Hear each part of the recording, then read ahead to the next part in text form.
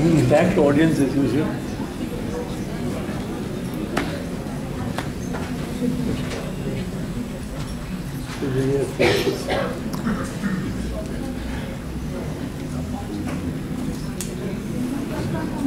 Can I start? You think I should speak first, or you think he should speak first? Shall I start? He will speak in the end.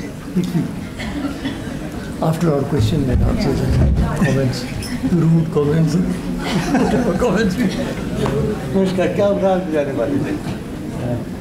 3-4 रात 3-4 रात इतनी जल्दी?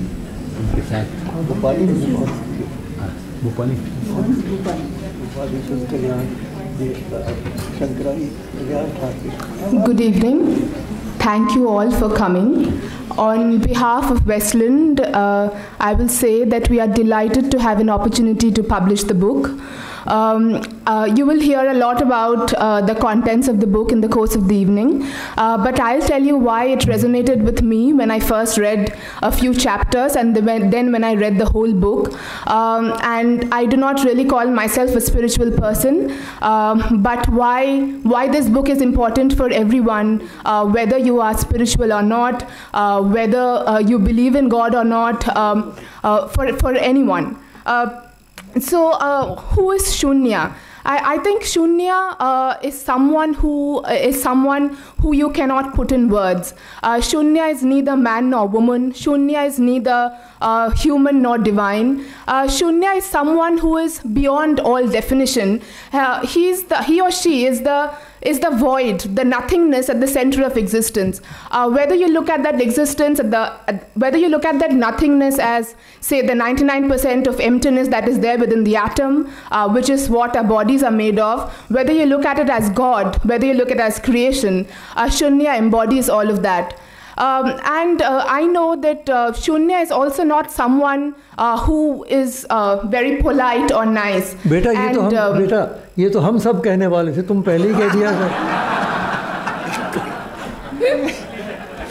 कमाल, editor हो बोलो जल्दी. कमाल, पहले ही रजिस्टर कर दिया सारा. Very short, very short. So I know this because repeatedly I went back to Shriyam and said, he curses and kicks and he's not very polite and he's not my idea of the guru, and is he other people's version of the guru as well? And he kept saying, no, this is how Avadhutas are. And I know I'm responsible for doing a bit of editing and softening up some of the sentences and some of the descriptions. But I think in hindsight,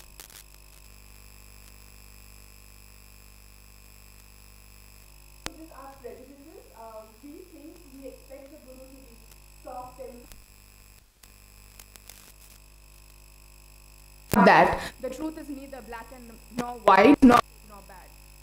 And I think that Shunya is all of that. And for all the feminists out there, that Shunya is neither a he nor a she, but I will not give away the plot of the book.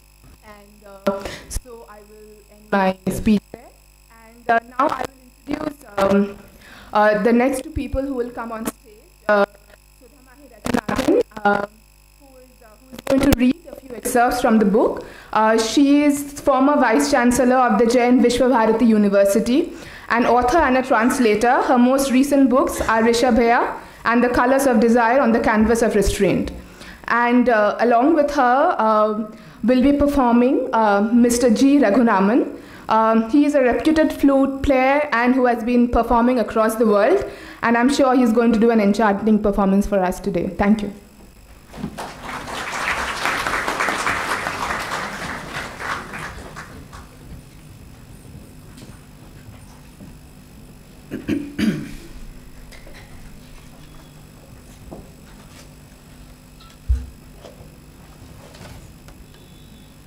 Good evening, ladies and gentlemen. I will begin by reading from Shunya, a novel by Sri M. For well over 16 years, Sadasivan had to pass the old, abandoned cremation ground at midnight on his way back home from his toddy shop. He prided himself on the fact that he didn't believe in ghosts and ghouls and other superstitions, and yet, every time he passed the gate of the crematorium, an unknown fear gripped him and his hair stood on end. That night too, as he whizzed past the gate on his Royal Enfield motorbike, an upgrade from his old bicycle which he had felt took ages to clear the distance, Sadasivan followed the simple rule he had devised to make things easier. Don't look in the direction of the crematorium. Go as fast as you can. He had almost passed its gate when he distinctly heard a voice calling him out by name. Try as he might, he couldn't resist the temptation to turn and look. A shiver went up his spine. A figure clad in white leapt out of the gate, and in the bright light of the solitary street lamp, Sadasivan could see him coming in his direction. The stranger followed him to the bike. "Who the hell are you?" shouted Sadasivan angrily.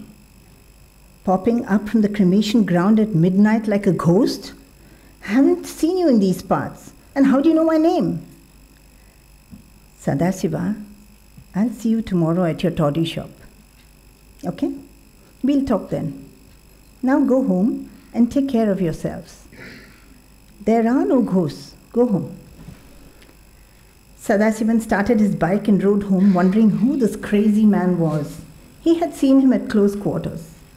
A single piece of unwashed white mundu was wrapped around his waist with an equally unwashed loose cotton shirt. He was barefooted and fair-complexioned, with a pointed Ho Chi Minh beard. Who was he? Didn't Sadasivan notice a bamboo flute in his hand? Where did he spring from? He was certainly not a local, yet he spoke Malayalam. By the time he reached his house, his anger had vanished, and for some strange reason, he was looking forward to seeing the stranger the next day. Sadasivan waited eagerly the whole day. No sign of the madman. At sunset, Sada Annan, or Big Brother Sada, never failed to offer incense before the pictures of the gods in his shop. He had just finished offering incense to the elephant-headed god Ganesha and the photo of Sri Narayana Guru, a holy man and a social reformer, when he saw the strange man standing at the door. "Why am I so excited?" he wondered to himself.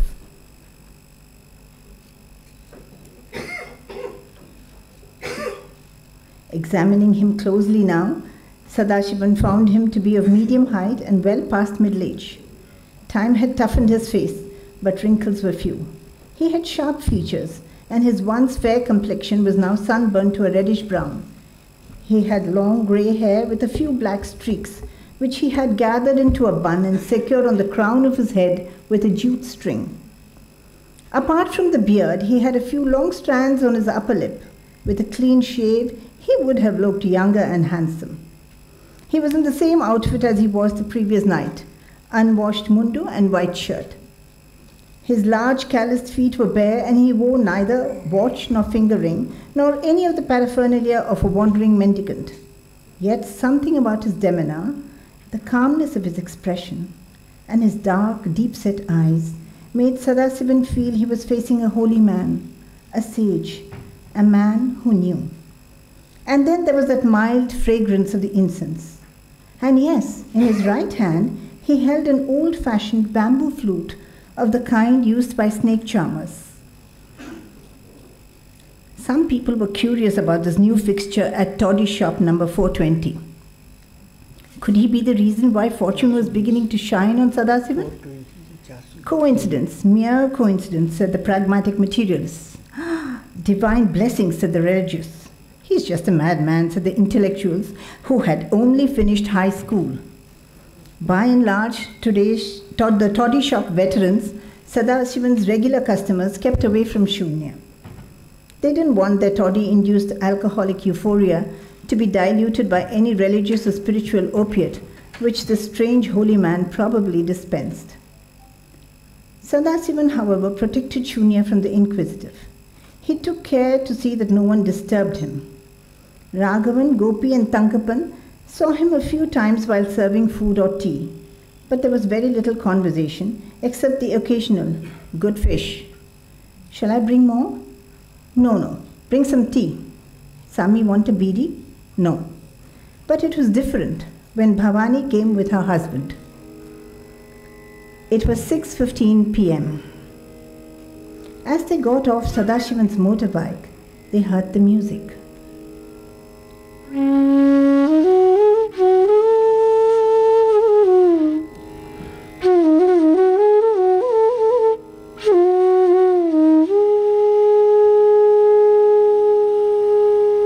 Intense, undulating, soulful strains of the flute. As they approached the cottage, Sadashivan said, "I think Sami is playing his flute. Ah, how beautiful."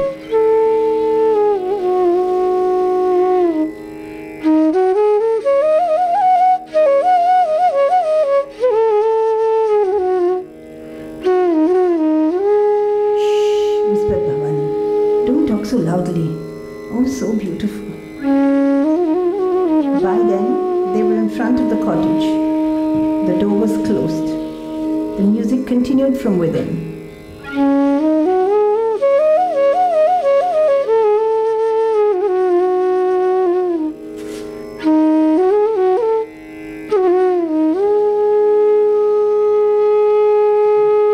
Bhavani sank to the floor and closed her eyes in ecstasy. Sadashivan sat down beside her. He felt an unfamiliar sweet sensation in his heart and hoped that the music wouldn't end.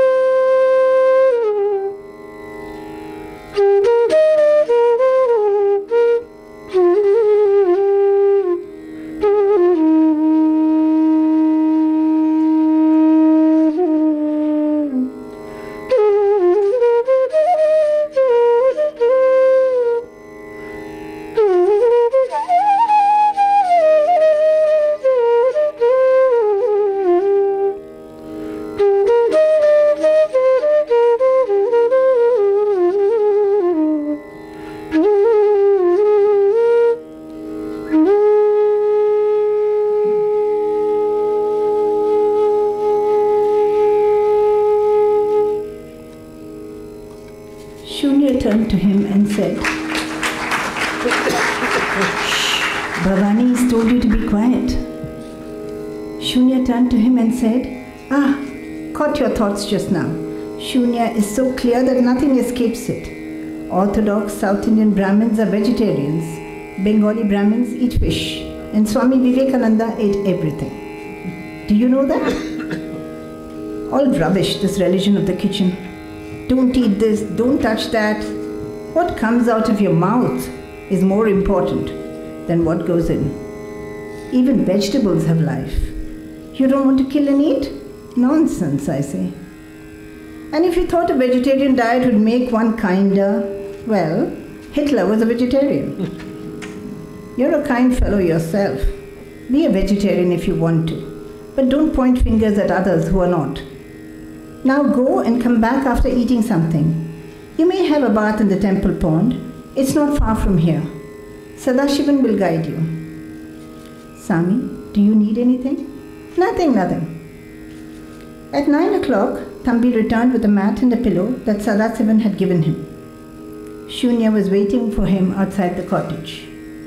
Did you eat? Yes, Sami. Rice, avial and rasam. Shunya laughed loudly and said, sit down near zero. Be careful. You might also become a zero. They sat quietly, looking at the clear night sky. From behind the leaves of the tall coconut palms peeped a thin crescent-shaped moon. Pinpoints of light were scattered all over the sky, some twinkling, some still. That night, there was no further talk between them except the single sentence uttered by Shunya. Come in and sleep beside me in the cottage. Have no fear. The cottage contained no furniture. In one corner was a clay water pot with drinking water and a steel mug. Next to the pot was a folded white towel on which rested a bamboo reed flute. Shunya shut the door, left the window open, and switched off the single electric light. Thambi spread his mat on the red oxide floor, a little distance away from where Shunya sat on a brown straw mat, and Thambi lay down to sleep. A soft breeze came in through the window.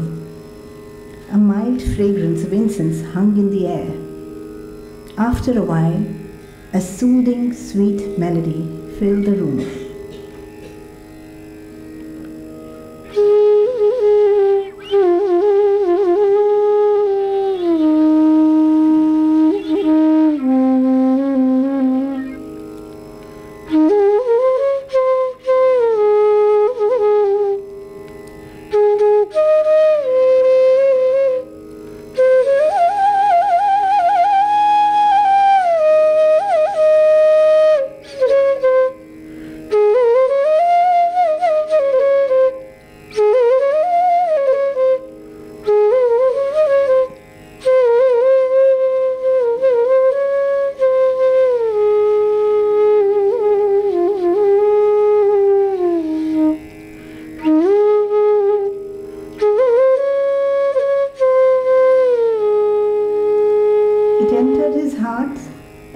His entire being in peace. It came from Shunya's direction.